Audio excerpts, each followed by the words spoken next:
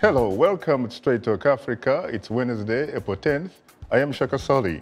And hello, I'm Mariama Diallo, your social media reporter. Today, we'll discuss strengthening ties between the United States and Africa under U.S. budget cuts, also known as the sequestration.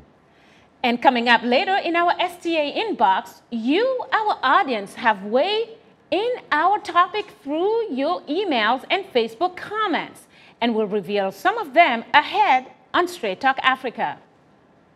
But first, the mandatory U.S. federal budget cuts that recently went into effect, known as sequestration, are affecting more than the government's domestic programs. The $85 billion of across-the-board cuts are also undercutting international aid and development efforts. Despite the challenges and the rhetoric, many feel the future of international aid is still optimistic. My colleague Amy Katz has more.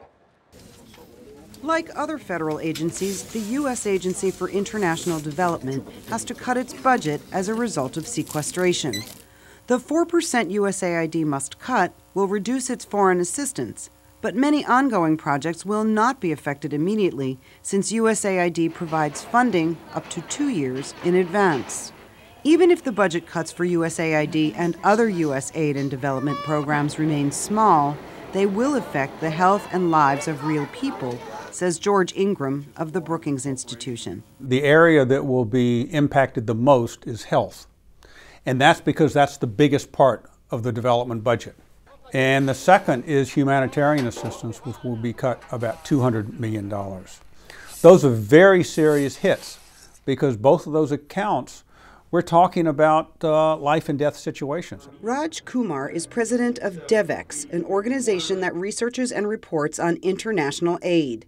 He thinks that people with HIV/AIDS might suffer the most. We're in a world with 30 million people living with HIV, for example. Many of them now around the world are dependent on U.S. foreign assistance. One bright spot in the aid picture is the increasing role of private philanthropies like the Bill and Melinda Gates Foundation. And corporations are also becoming involved in development in communities where they do business and want people to be able to afford their products. Still, these efforts cannot close the entire gap in aid provided by the U.S. government, especially in the area of health and disaster assistance. The private sector is not going to step in and provide the medical care, the food, the water that is required when you have a humanitarian crisis.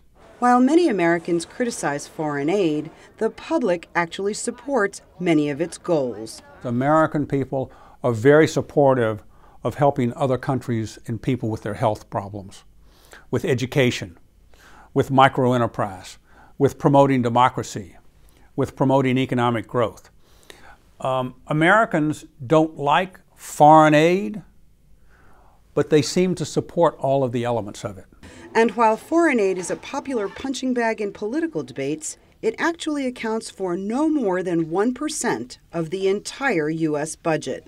For producer Tatiana Vorozhko, Amy Katz, VOA News.